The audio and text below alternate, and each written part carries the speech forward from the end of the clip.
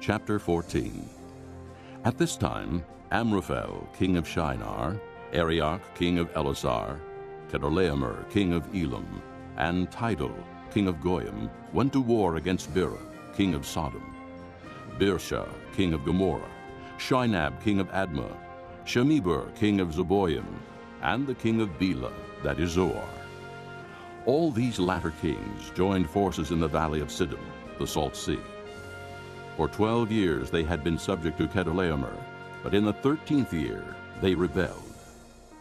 In the 14th year, Chedorlaomer and the kings allied with him went out and defeated the Rephaites in Ashtaroth-Karnaim, the Zuzites in Ham, the Emites in Sheba-Kiriathaim, and the Horites in the hill country of Seir, as far as El-Perun near the desert.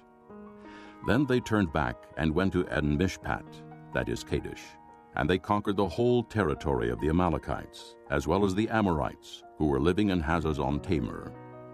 Then the king of Sodom, the king of Gomorrah, the king of Admah, the king of Zeboim, and the king of Bela, that is Zoar, marched out and drew up their battle lines in the valley of Siddim against Chedorlaomer, king of Elam, Tidal, king of Goyim, Amraphel, king of Shinar, and Arioch, king of Elasar, 4 kings against 5. Now the valley of Siddim was full of tar pits, and when the kings of Sodom and Gomorrah fled, some of the men fell into them, and the rest fled to the hills. The 4 kings seized all the goods of Sodom and Gomorrah and all their food. Then they went away. They also carried off Abram's nephew Lot and his possessions, since he was living in Sodom. One who had escaped came and reported this to Abram the Hebrew. Now Abram was living near the great trees of Mamre the Amorite, a brother of Eshcol and Aner, all of whom were allied with Abram. When Abram heard that his relative had been taken captive, he called out the 318 trained men born in his household and went in pursuit as far as Dan. During the night, Abram divided his men to attack them, and he routed them, pursuing them as far as Hobah, north of Damascus. He recovered all the goods and brought back his relative Lot and his possessions, together with the women and the other people.